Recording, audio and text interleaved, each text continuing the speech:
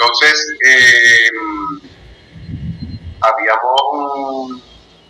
habíamos visto en la parte de deficiencias y alteraciones de la fiebre,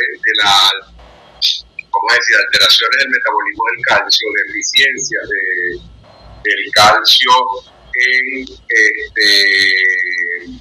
la vaca lechera, donde la primera parte, que estoy seguro que esa sí logramos pues comunicarnos todavía en esa parte, pues porque nos había interrumpido la conexión, donde decíamos que la fiebre de la leche ocurría puntualmente en vacas muy lecheras, y sobre todo que tenía que ver con razas puntuales, ¿no? Por ejemplo, la raza Jersey. La raza Jersey es una raza que es muy susceptible a sufrir de esta alteración del calcio. Entonces, nosotros veíamos que bueno, actualmente en los avances que se han dado con respecto a lo que es el metabolismo del calcio y las deficiencias del calcio en la vaca lechera, era que usualmente o inicialmente se hablaba de que dietas ricas en potasio iban a traer como consecuencia este tipo de alteración, un secuestro del calcio, y se iban a comenzar a presentar todas la sintomatología, sobre todo esa sintomatología nerviosa, neuromuscular, convulsiones, ataxia, el animal cae de cúbito lateral, y bueno, todas esas características se daban y se creía que era por problemas con los tipos de raciones, sobre todo con estas raciones con elevados niveles de potasio. Posteriormente se habló también de secuestro del calcio. Había mucha cantidad de calcio probablemente circulante, pero los receptores no reconocían el mineral y por lo tanto no había esa biodisponibilidad del macroelemento para ese órgano blanco que es la glándula mamaria. Posteriormente han seguido evolucionando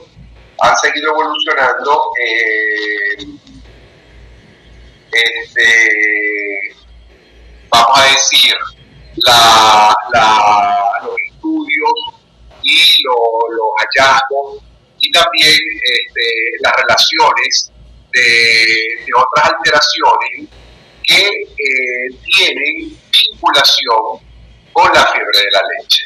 Y por ejemplo, usualmente se hablaba también de que había alteraciones en esos mecanismos homeostáticos que tratan de regular la disponibilidad plasmática del calcio para tratar de compensar un déficit, porque se está produciendo mucha demanda de calcio, no solo para la producción de calostro, sino en el último tercio de la gestación se habla de una gran demanda de calcio para formar los tejidos fetales todavía. Entonces, fíjense ustedes que esto, aunado a la producción de calostro posterior que tiene que tener estas vacas de gran producción de leche, porque igualmente van a producir mucho calostro, se necesitaba mucha cantidad del mineral en el organismo. Y estos mecanismos homeostáticos muchas veces eran incapaces de poder volver a cubrir esa demanda que tenía el organismo por necesidad del macroelemento. Posteriormente se involucró también la parte de la producción de la PTH y de la forma activa de la vitamina D, el 1,25 hidroxicolecalciferol, donde se decía que probablemente la producción era normal, pero los órganos sensibles o los órganos sobre los cuales donde iba a actuar PTH y 1,25 de hidroxicolecalciferol perdían esa sensibilidad a puntualmente la acción tanto de la hormona como de la forma activa de la vitamina D. Acuérdense que la PTH va a actuar a nivel renal, transformando el colecalciferol en 1,25 de hidroxicolecalciferol. Pero por el otro lado, la forma activa de la vitamina D va a actuar sobre el nivel de intestino delgado. Y acuérdense que ella va a activar todas esas enzimas ligadoras de calcio para poder restablecer los niveles de calcio circular, de los niveles de calcio plasmático. Entonces, aparentemente, allí como que hay una pérdida de sensibilidad de esos sistemas tanto hormonales y del 1,25 de hidroxicolecalciferol sobre estos órganos que son riñón e intestino. Por otro lado también se habla de la presencia de receptores defectuosos, receptores que no reconocen al macroelemento, al mineral, y por lo tanto no hay absorción. Es decir, se puede presentar una interacción a nivel de enterocito causada por las cargas eléctricas, causadas por el peso molecular, causadas también porque probablemente hay una competitividad de varios elementos minerales por el mismo receptor. Entonces, esa es otra hipótesis que también se une a todo esto. Pero normalmente, o en conclusión, lo que tenemos es que tratar de entender de que cualquiera sea la situación que esté produciendo esta alteración, no va a existir el reconocimiento y la absorción y la biodisponibilidad del calcio a nivel sistémico para poder compensar esa gran demanda del macroelemento, y por lo tanto van a tener estas situaciones, en estos casos clínicos, animales con caída de cúbito lateral, animales con paresias, animales con convulsiones, animales que tienen que ser tratados por vía intravenosa con soluciones a base de calcio para poder restablecer ese calcio circulante o poder aumentar la oferta de calcio con esa gran demanda que hay de ese mineral. Bien, la conexión, bueno, yo llegué a hablar hasta esta parte de acá, pero en un momento determinado pregunté y como no respondía a nadie, me fui y vi que ya no había conexión. O sea que yo llegué hasta esta lámina en la clase pasada. Por supuesto, ustedes no, porque se desconectó la máquina, se perdió el wifi, pero hasta aquí había llegado hablando solo. Entonces, el segundo macroelemento, por cierto, ¿quién me puede resumir las funciones más importantes del calcio que vimos nosotros?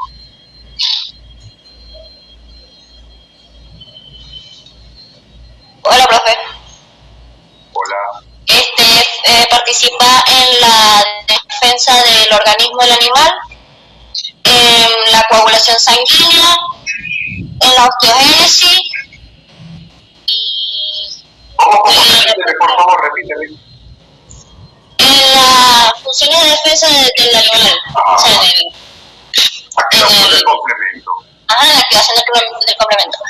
En la coagulación sanguínea. Correcto. Y en la producción de hueso, en la osteogénesis. Correcto. ¿Y qué otra más? Y la producción de leche. ¿Qué otra más? Participa durante la gestación en la producción del nuevo la contracción muscular. La contracción ustedes ven, esas alteraciones nerviosas, estas alteraciones neuromotoras en las vacas con deficiencia de calcio y casos de fiebre de la leche. Comienza con convulsiones, con tetanias, y todo eso tiene que ver con la contracción muscular. Es decir, que es contracción muscular, coagulación sanguínea, la función inmunológica, activación del complemento, y bueno, todas las que me dijeron ustedes, producción de leche, es importante también para formar la cáscara del huevo, todo eso son características importantes, pero tenemos que ver, por ejemplo, una degranulación de mastocitos, yo no le voy a preguntar en el examen, o la liberación de catecolaminas tampoco, entonces la voy a preguntar como tal, porque es una función del calcio, pero no son las funciones más puntuales del calcio, que es lo que yo quiero que ustedes más o menos manejen, lo más importante del calcio, porque esto les va a servir mucho también para la parte de clínica. En la parte de clínica bovina, esto lo ven mucho, y lo ven porque les digo que hay muchachos que están en clínica que me escriben: profesor, ayúdeme por favor con la parte de diagnósticos diferenciales cuando tenemos, por ejemplo, alteraciones de vacas caídas, alteraciones metabólicas donde no sabemos si es una hipocalcemia, si es una hipomagnesemia. Entonces, todo esto es importante por lo menos tenerlo claro. Cuando hablamos del fósforo, el fósforo es otro macroelemento, y acuérdense que ya nosotros habíamos hablado de que existían fuentes orgánicas del fósforo y fuentes inorgánicas. Dentro de las fuentes orgánicas tenemos fuentes vegetales, fuentes animales. Las fuentes vegetales van a ser leguminosas, sobre todo en la parte de los cereales, ¿ok? Las gramíneas no, porque las gramíneas tienden a ser muy bajas en fósforo.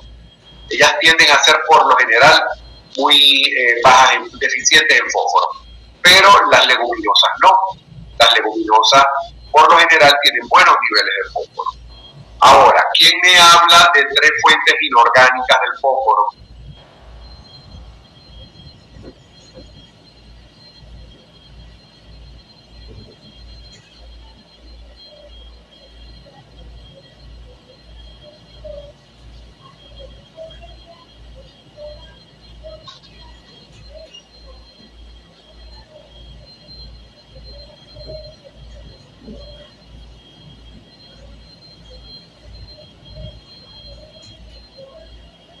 ¿Ah? 3 fuentes inorgánicas del fósforo. Arisa.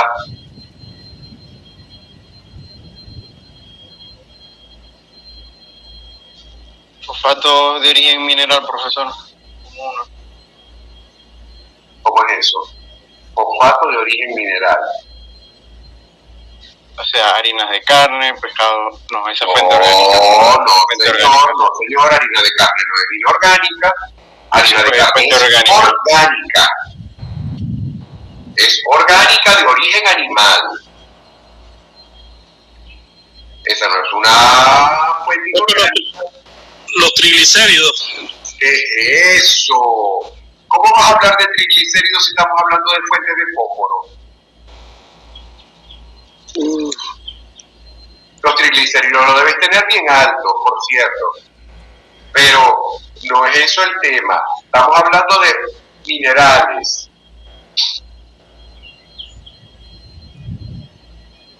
¿Cuáles son las fuentes inorgánicas?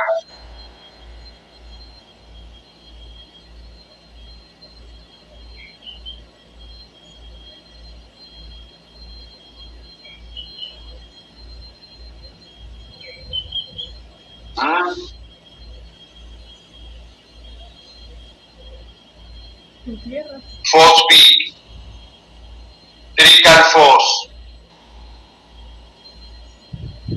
fosfato monodicálcico. Todas esas son fuentes inorgánicas de fósforo. Roca patita, roca caliza o piedra caliza.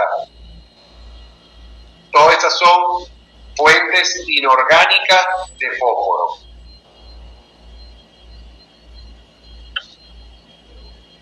Bien. Fíjense decía yo a ustedes, los pastos por lo general son bajos en fósforo, y altos en calcio. Yo les decía que con calcio no íbamos a tener problemas en los forrajes, ¿okay? Las leguminosas se comportan de pronto al vice igual, pero no es igual, porque los niveles de fósforo en las leguminosas son mayores que en las gramíneas, ¿okay? Cuando hablamos de pastos hablamos de gramíneas. Las leguminosas se comportan de manera distinta con respecto al fósforo, tienen mayor cantidad de fósforo. Los granos, los cereales y los subproductos, dependiendo del tipo de subproducto, si es un subproducto, por ejemplo, orgánico de origen animal, pueden ser ricos en fósforo, ¿ok? Entre ellos, por ejemplo, ahí podemos poner, bueno, ahí hablan de la frechilla de trigo, harina de soya, semilla de algodón, pero esos son, vamos a decir, dentro de la parte de cereales y granos vegetales. Pero si estamos hablando de subproductos de origen animal, entonces estamos hablando ya, por ejemplo, de la harina de hueso. La harina de pescado también es orgánica, de origen animal y rica en fósforo. Bueno, esto es lo que les acabo de dar. Bien, cuando hablamos nosotros del metabolismo del fósforo en la vaca lechera, es lo mismo que cuando estamos hablando del calcio, porque acuérdense que la regulación o la parte metabólica del calcio y del fósforo la lleva la PTH, ¿ok? Fíjense que el fósforo es absorbido en forma de ortofosfato. ¿Cuál de las fuentes inorgánicas de fósforo es un ortofosfato?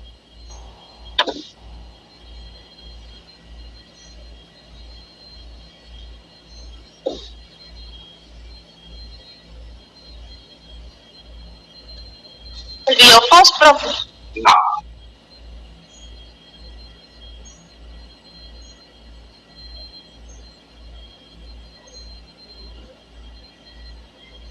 Andrea. No sé, profe. La roca patita. No. Idea. El ortofosfato es el fosfit. El fosfit es un ortofosfato. Acuérdense que el fosfit es un ortofosfato obtenido de procesos de depuración de la fuente de fósforo. Han sido completamente eliminados los metaespirofosfatos, ha sido eliminado prácticamente el 99.9% del flúor.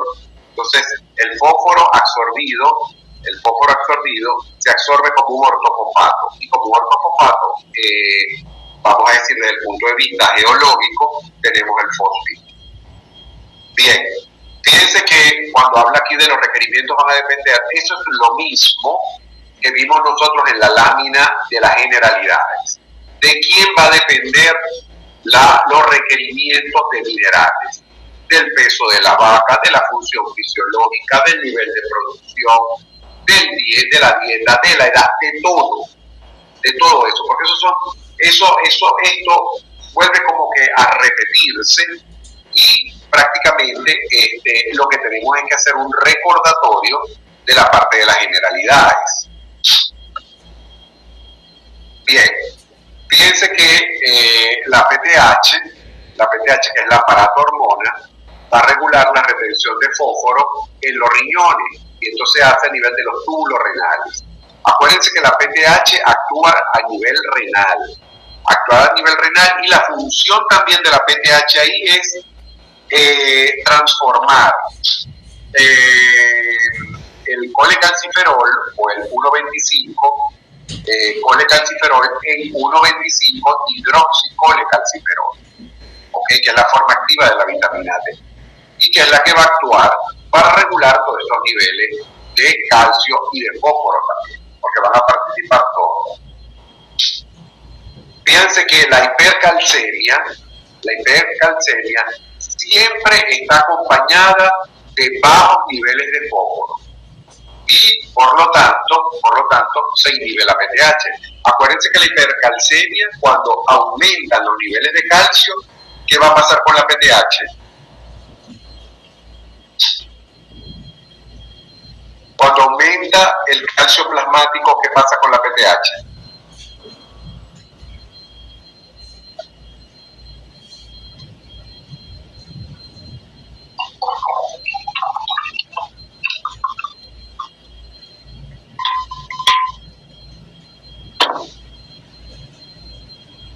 Se bloquea, profe. Se bloquea, claro, porque ya se elevaron los niveles de calcio. Al elevarse los niveles de calcio, ella se bloquea. Ahora bien, cuando los niveles de calcio son bajos, ¿qué va a pasar? Se activa la PTH para que pueda haber reabsorción de la misma y puedan aumentar de nuevo los niveles plasmáticos. Bien, fíjense que administraciones de vitamina D favorecen la absorción y retención de fósforo.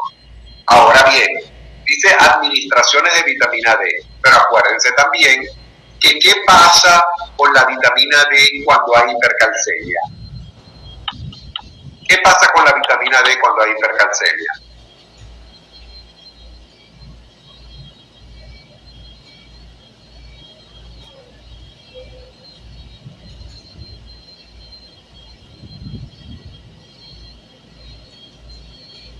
Jóvenes.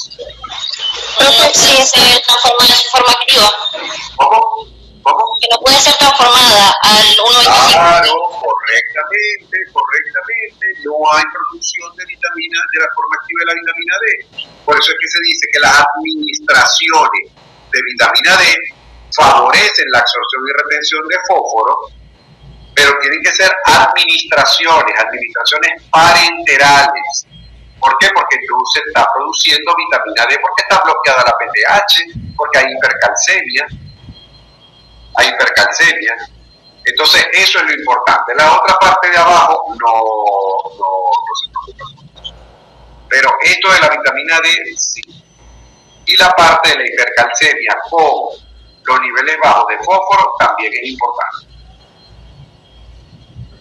Cuando hablamos de las funciones del fósforo, por supuesto, la osteogénesis es una función al igual que la del calcio. Por eso es que les digo que no son funciones únicas, sino que son compartidas. Y cuando hablemos del magnesio, el magnesio también actúa en la osteogénesis. Bien, es requerido para la formación y mineralización de la matriz orgánica del hueso. Fíjense que es un componente también de los ácidos desoxirribonucleicos. Esta función es importante, el fósforo siempre va a estar presente, tanto con el ADN como con el ARN. Tenemos que, como fosfolípido, contribuye a mantener la integridad y el flujo existente entre la célula y membrana. Esto es importantísimo porque el fósforo, como fosfolípido, es el que mantiene la integridad de la célula como tal y de la membrana plasmática. Y fíjense también que él va a ayudar a mantener el balance osmótico y ácido base.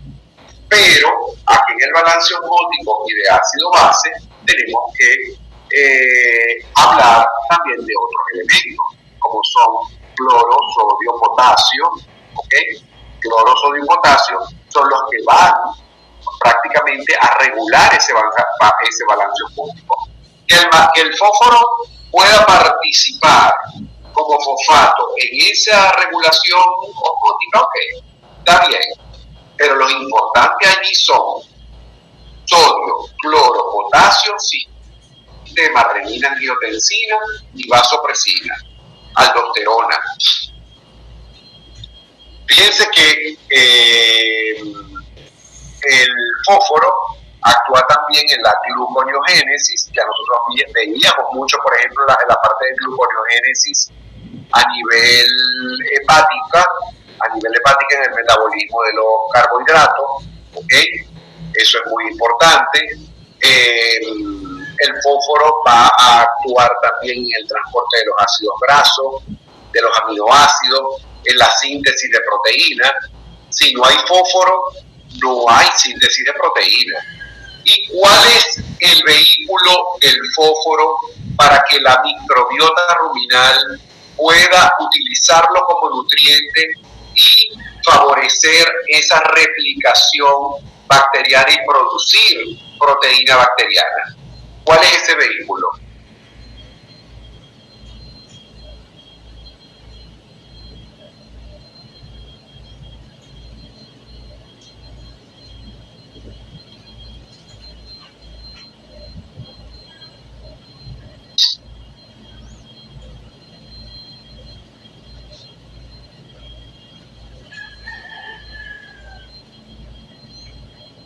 Por eso fue que salieron mal en el examen de rumiante.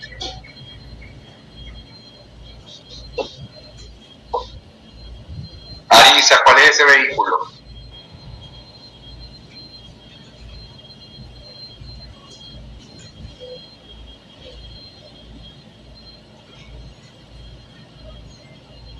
La albumina, profesor. ¿La qué? Estoy equivocado, profesor. El kilomicrón, profe. No, ¿cómo va a ser el kilomicrón, muchacha?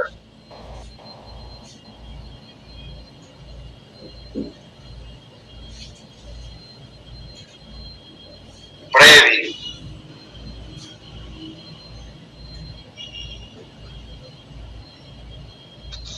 No sé, profe. Qué barbaridad. La saliva lleva urea, lleva fósforo, lleva cloro y va para el rumen, y de allí las bacterias toman esos nutrientes para la replicación y formación de la proteína microbiana. Fíjense que como fosfato, el fósforo va a actuar en la bomba sodio-potasio, por eso es que regula el balance osmótico. Fíjense que la síntesis de proteína microbiana, yo no me puedo estudiar eso, alcaleno sin entenderlo. O sea, ¿por qué la síntesis de proteína microbiana? ¿Por qué el fósforo es importante para la síntesis de proteína microbiana? Porque el nutriente, uno de los nutrientes por excelencia de las bacterias para poderse replicar, al igual que la urea.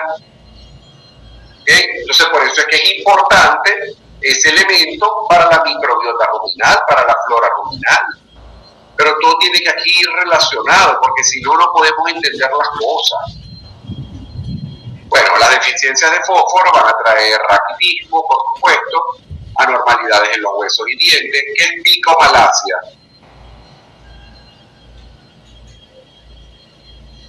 ¿Qué es picomalacia? Soto. Profe, cuando el animal come cosas que no debe. Apetito exacerbado. Exactamente. La picomalacia es el apetito exacerbado. Es decir, el animal come palos, come latas, come metales, come todo lo inusual, lo que nunca debe él o normalmente consume. Él comienza con ese apetito exacerbado por las grandes deficiencias de minerales. Pero no solamente la pica va a ser característica del fósforo, la pica va a ser característica de muchos macroelementos, y los vamos a ver sobre todo con cloro, sodio y potasio. Vamos a ver que ellos causan picomalacia. Deficiencias de sodio causan picomalacia, porque el sodio prácticamente regula el apetito. Entonces, al no existir sodio, el apetito se va a exacerbar. Disturbio reproductivo, porque tenemos que tener claro que el fósforo va a participar directamente también en la reproducción. El fósforo es de los macroelementos, el que prácticamente tiene una función puntual en la reproducción, sobre todo en la hembra bovina. Bien, va a tener disminución en la producción láctea, disminución en la producción de huevos y disminución en la calidad del huevo. Pero, por supuesto, esa calidad del huevo va más de la mano de la deficiencia de calcio.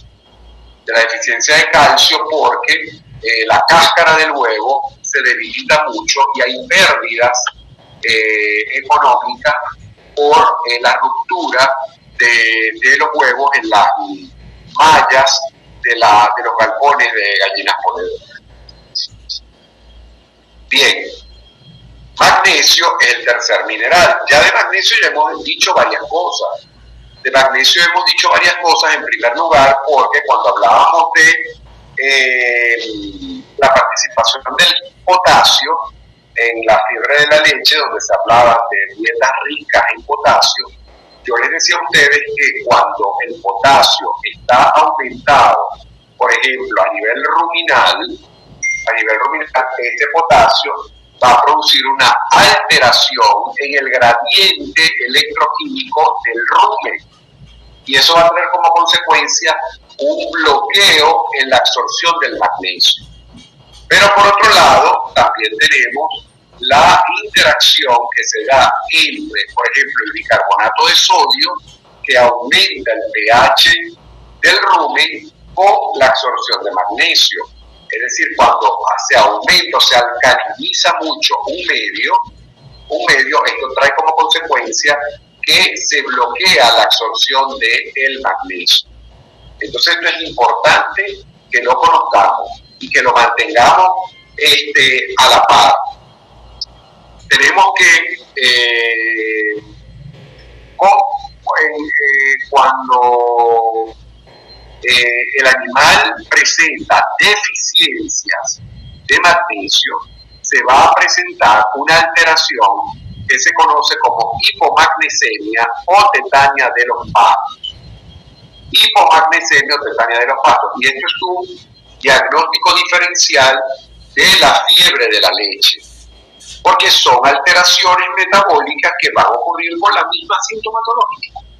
Van a ver las vacas en la época cercana al parto, o sea, posparto, pero muy cercana después del parto, horas después del parto, pueden ser 24, 48 horas posparto, que el animal comienza con todas estas alteraciones nerviosas, motoras, de locomoción, de caída, de cúbito lateral, y no sabemos de entrada si eso puede ser una hipocalcemia o una hipomagnesemia. ¿Okay? Otros elementos para poder diferenciar ambos es que, por ejemplo, la hipocalcemia ocurre en vacas de alta producción de leche y sobre todo que dentro de esas razas que producen mucha cantidad de leche en el ganado bostauro, tenemos una de las más susceptibles es la Jersey, la Holstein también. ¿Okay? Acá, con la hipomagnesemia, probablemente no necesariamente tienen que ser vacas muy productoras de leche, sino simple y llanamente hay bloqueo de este macroelemento, hay déficit del macroelemento y comienza la sintomatología nerviosa. Ok, fíjense que cuando hablamos nosotros de magnesio, bueno, el magnesio igual se va a encontrar en los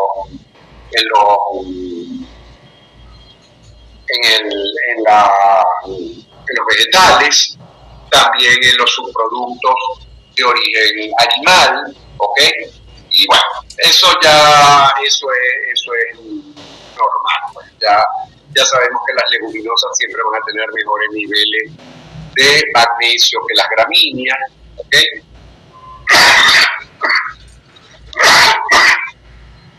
Y bueno, así sucesivamente. Esto sí es importante, esto que viene acá. Toda esta lámina sí es importante. Fíjense una cosa, el magnesio se encuentra en el líquido extracelular y en el líquido intracelular, pero es más abundante en el líquido intracelular. ¿Ok? Entonces, ¿dónde se va a conseguir el magnesio mayormente? En el líquido intracelular. Y fíjense que el magnesio se encuentra en grandes concentraciones en el esqueleto bovino. Y por supuesto, otro porcentaje del magnesio se va a encontrar formando parte de los tejidos blandos del cuerpo.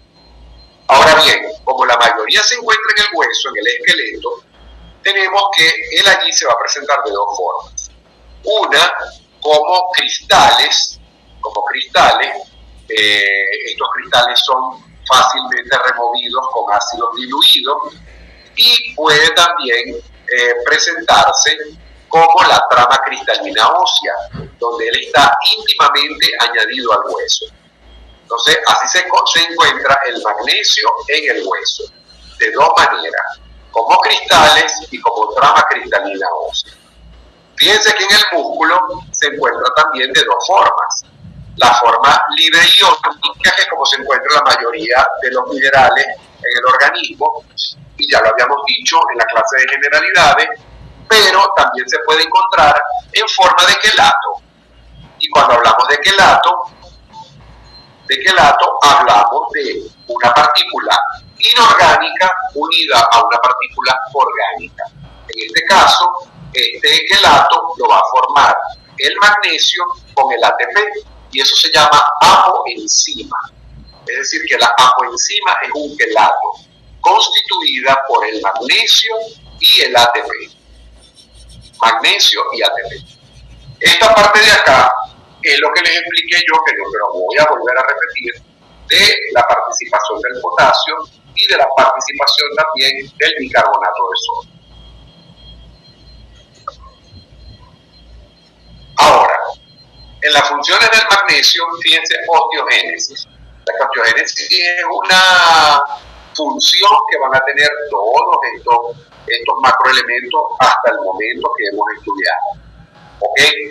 Algo importante acá es que fíjense que el magnesio también tiene una gran participación en la contracción muscular.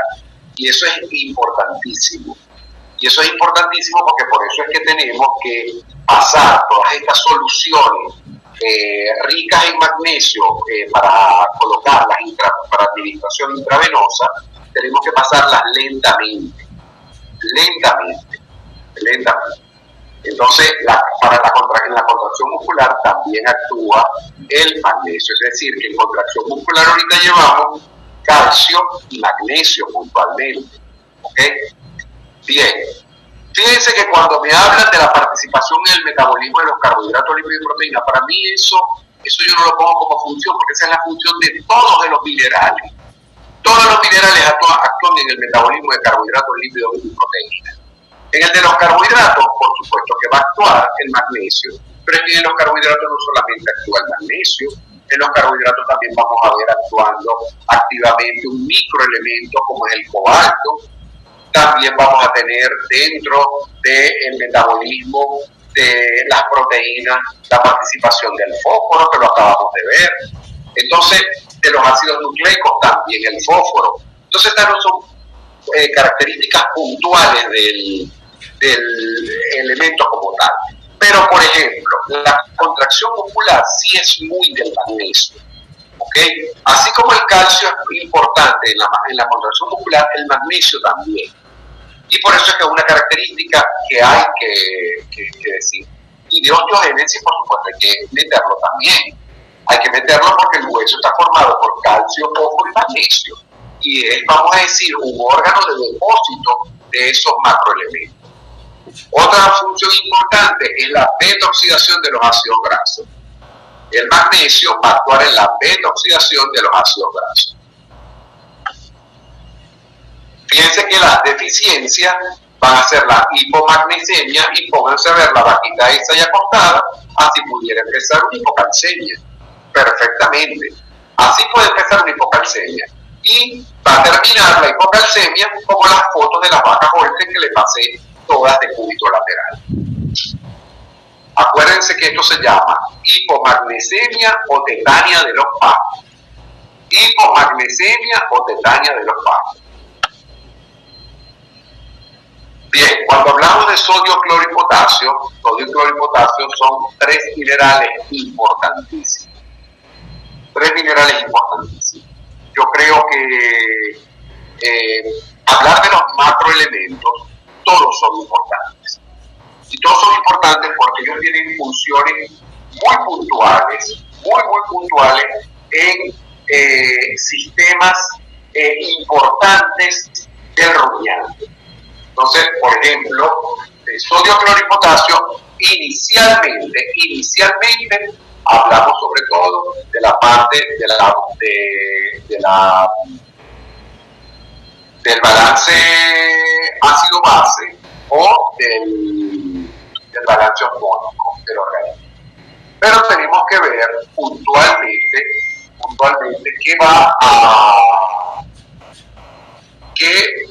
vamos a decir, aspectos engloba cada uno de estos minerales. Vamos a comenzar con el potasio. Fíjense que aquí hay cosas que se repiten mucho. El intestino delgado es el órgano de absorción, porque eso lo hemos dicho de todos los minerales.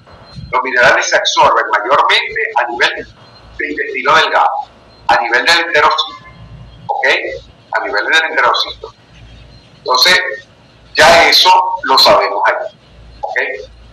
Tienen que saber, por supuesto, qué parte del intestino delgado está involucrada en esa absorción de minerales. Eso ya lo dijimos en la generalidad. Bien, otra cosa importante es que fíjense que el potasio corporal se localiza intracelularmente, pero acabamos de ver también la localización intracelular de cuál mineral, de cuál macroelemento que se localiza también intracelularmente. Magnesio. El magnesio, correcto.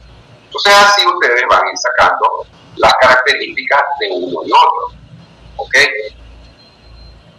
Fíjense que la mayor parte de potasio endógeno, se pierde con la orina y es promovido por la aldosterona. ¿Por qué? Porque la aldosterona va a ser un sistema hormonal que va a mantener el balance ácido-base del organismo. Ya yo les había dicho que tenemos el sistema retinina-angiotensina, tenemos la aldosterona y tenemos la vasopresina, ¿ok? Y acuérdense que por eso es que participan sodio, cloro y potasio en esta regulación osmótica. Pero hay otra característica también importante, que es la relación entre el potasio y la insulina. Entre el potasio y la insulina. La insulina promueve la captación de potasio de la célula. La insulina promueve la captación de potasio de la célula. Eso es muy importante. Eso es muy importante porque tenemos que ver también cómo estas hormonas van a estar relacionadas con los macroelementos y también los niveles de insulina en el organismo. Fíjense que el agotamiento de potasio puede darse por una excesiva pérdida de masa muscular y es lo que se llama pseudoagotamiento del potasio. O sea que el pseudoagotamiento del potasio es una alteración metabólica que ocurre cuando el animal pierde mucha masa muscular y por ende se pierde potasio. Eso es lo que se conoce como el pseudoagotamiento del potasio. Eso ustedes lo marcan allí. Pseudoagotamiento, potasio. Se da por deficiencias de potasio. ¿Ok? Entonces fíjense que podemos ir haciendo un resumen. Fiebre de la leche, calcio. Tetania de los pastos, magnesio. ¿Qué ocasiona deficiencias de fósforo?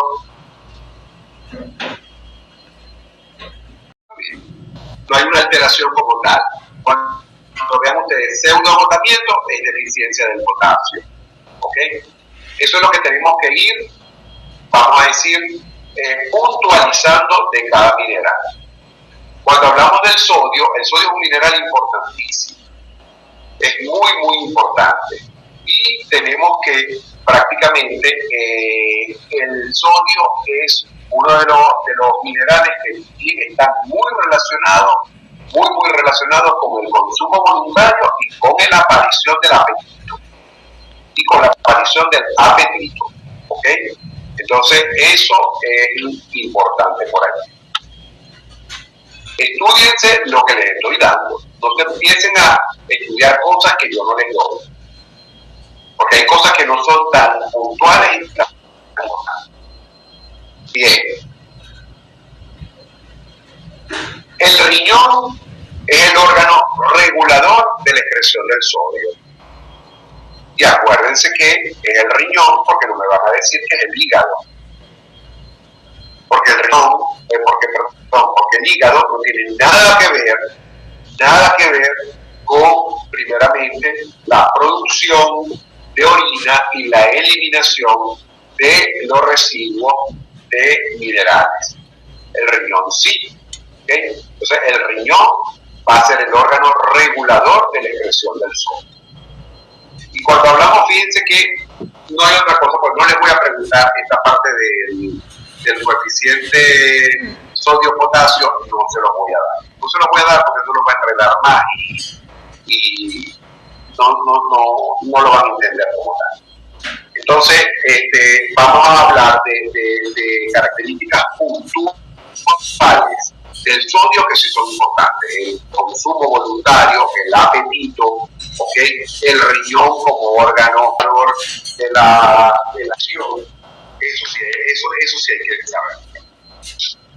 El cloro tiene una característica muy importante. Fíjense que el cloro parte se absorbe en rumen. Tampoco me parece nada extraño, porque ya nosotros veníamos hablando de que el rumen también se absorbe parte de los minerales.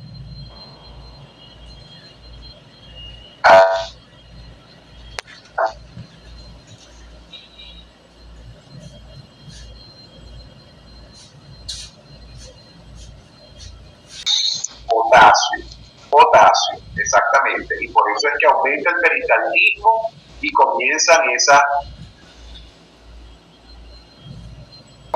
del tiempo de transformación de la fibra y prácticamente aumenta el pasaje gastrointestinal.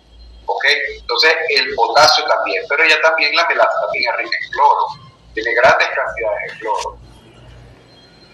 Fíjense que hay algo importante que tiene el cloro como tal, y es esto: interviene en la regulación del balance ácido-base, porque tiene una función específica con la angiotensina. La angiotensina 1, renina-angiotensina.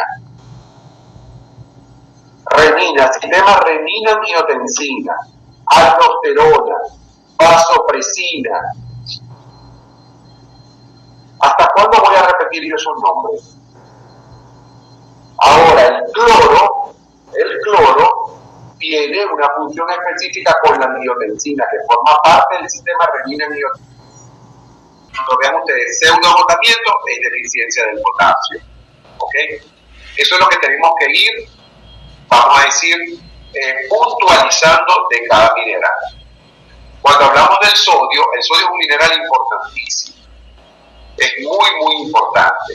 Y tenemos que prácticamente el sodio es uno de los minerales que están muy relacionados con el consumo voluntario y con la aparición del apetito. ¿Ok? Entonces, eso es importante por ahí. Estudiense lo que les estoy dando. No se empiecen a estudiar cosas que yo no les doy. Porque hay cosas que no son tan puntuales y tan importantes. Bien. El riñón es el órgano regulador de la excreción del sodio. Y acuérdense que es el riñón, porque no me van a decir que es el hígado. Porque el riñón, porque el hígado no tiene nada que ver con, primeramente, la producción de orina y la eliminación de los residuos de minerales. El riñón sí. ¿Okay? Entonces, el riñón va a ser el órgano regulador de la excreción del sodio. Y cuando hablamos, fíjense que no hay otra cosa, pues no les voy a preguntar esta parte del coeficiente sodio, potasio, no se los voy a dar. No se los voy a dar porque tú los vas a enredar más y no lo van a entender como tal. Entonces, vamos a hablar de características puntuales del sodio que sí son importantes: el consumo voluntario, el apetito, ¿okay? El riñón como órgano regulador de la acción. Eso sí hay que saber.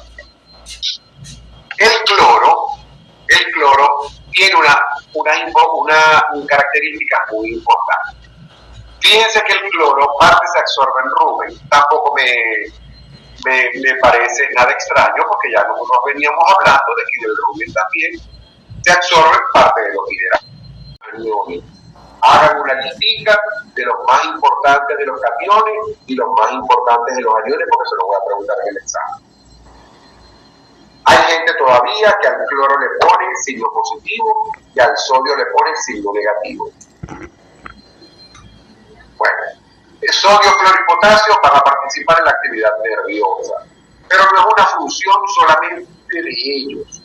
Acuérdense que en la actividad nerviosa también puede actuar perfectamente el magnesio, que lo hemos visto hasta ahorita.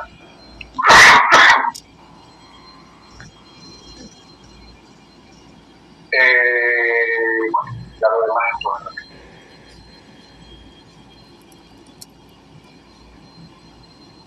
Fíjense que acá también tenemos que sodio, cloro y potasio actúan en los procesos de contracción muscular. ¿Qué ocurre cuando hay deficiencias de sodio, cloro y potasio? Lo mismo que venimos repitiendo, por eso es que todo esto es repetición. Se presenta una situación similar a la de la pica. Fíjense entonces que yo no puedo hablar de picomalacia solamente con deficiencias de fósforo. Yo puedo hablar de picomalacia con deficiencias de sodio, con deficiencias de cloro, con deficiencias de potasio, con deficiencias de fósforo. Puedo hablar de picomalacia. ¿Okay? Hay una disminución del consumo de alimentos. Ya yo les dije que está mucho más relacionado con el sodio que con cloro y potasio. ¿Okay? Aunque tenemos que tener claro, por ejemplo, que estos minerales tienen también una relación con la insulina. Y acuérdense que la insulina es una hormona metabólica. ¿Okay? Por otro lado, tenemos que se puede presentar inquietud, hiponatremia, hipocloremia, hipocalemia, ¿okay? Cualquiera de esos tres por deficiencias de cada uno, de sodio, de cloro y de potasio. Temblores musculares, hipertensión por un aumento de la renina en plasma. ¿Okay? Fíjense que es lo mismo, el potasio. Y vamos con el azufre. El azufre es un macroelemento muy importante. Fíjense que vemos que las melasas contienen también altos niveles de azufre. Es decir, que las melasas tienen altos niveles de azufre, tienen altos niveles de potasio y tienen altos niveles de cloro. ¿Ok? Entonces, fíjense cómo están compuestas las melasas. Cuando hablamos del metabolismo del azufre, el azufre es un macroelemento muy importante. Y un macroelemento que está muy relacionado con la proteína muscular, con la síntesis de proteína muscular. ¿Ok? Y está muy relacionado con la síntesis de proteína muscular, porque acuérdense que existen los aminoácidos azufrados, como la metionina, cisteína y cistina, que van a estar participando en este proceso de formación de músculo. Por otro lado, fíjense que el azufre es indispensable también para las bacterias ruminales. No de pronto como el fósforo, pero es un macroelemento, un mineral importante para las bacterias. Bien.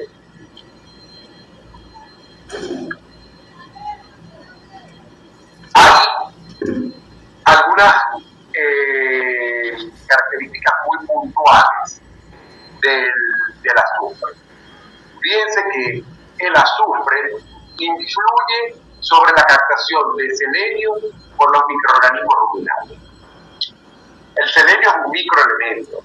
Es un microelemento, un microelemento importante sobre todo en la función reproductiva.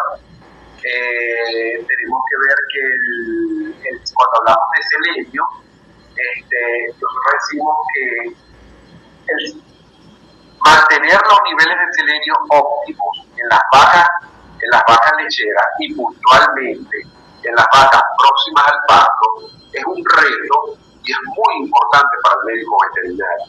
Preparar a las vacas al parto para evitar las retenciones placentarias. Y siempre se ha ligado deficiencias de selenio con retenciones placentarias. Entonces fíjense que el azufre influye en la captación de selenio por parte de los microorganismos ruminales. ¿Y saben por qué? Porque ambos elementos tienen los mismos receptores y pueden llegar a, vamos a decir, no ocupar uno el espacio del otro. Pero son dos minerales que van muy de la mano. Fíjense que consumos elevados de azufre aumentan la excreción de selenio y disminuyen la captación de selenio para prevenir la enfermedad del músculo blanco. La enfermedad del músculo blanco se da sobre todo en ovejas, en ovinos, ¿ok? Entonces, fíjense que cuando se aumenta el consumo de azufre, se aumenta la excreción de selenio. Si se aumenta la excreción de selenio, por supuesto, el músculo no va a tener la capacidad, la célula no va a tener la capacidad de poder captar ese selenio, porque se está eliminando. ¿Ok? Y eso trae como consecuencia la instauración de esta enfermedad que se llama enfermedad del músculo blanco. Fíjense que aunque el selenio y el azufre forman análogos estructurales, por eso que le digo que uno pudiera ocupar el espacio del otro, aunque ninguno de los dos va a ejecutar la función de cada uno como tal. Cada uno tiene que comportarse como lo que es, tanto el azufre como azufre y el selenio como selenio. No es que el selenio va a ejecutar funciones del azufre y el azufre va a ejecutar funciones del selenio, no. Pero ellos tienen unos receptores donde ellos pueden encajar perfectamente porque estructuralmente son muy similares.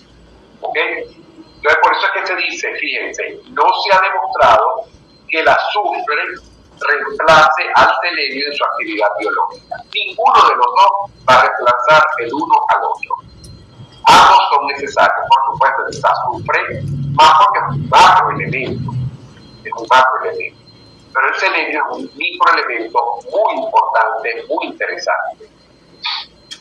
Fíjense que dentro de las funciones de ellos, en primer lugar, es formar parte de las proteínas a través de los aminoácidos azufrados, metionina, cisteína y cistina. Tenemos que, acuérdense de las metalotioneínas. Las metalotioneínas son las moléculas que forman el cobre, el cadmio y el zinc. ¿Okay? Estas metalotioneínas son moléculas ricas en cisteína, es decir, que van a jugar un papel muy importante, porque forman parte o están constituidas por un aminoácido azufrado. ¿Ok? Y acuérdense también que esas metalotioneínas son constituidas por cobre, cadmio y zinc, aunque sean moléculas ricas en cisteína como tal.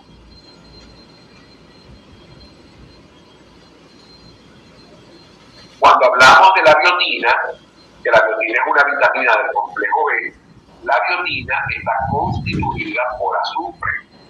Entonces es muy importante esta función también. Es decir, que este mineral va a formar parte de una vitamina. y también de hormonas como la insulina y la oxitocina. Tenemos también otra función muy importante, que es que forma parte de la enzima glutatión peroxidasa.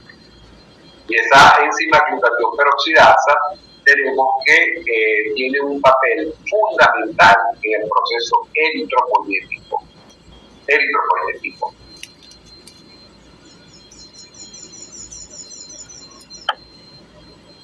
Bueno, fíjense, yo tengo que hacer una diligencia como de media hora. Yo voy, regreso y les aviso para que nos conectemos a la segunda parte, que son los microelementos. ¿Ok?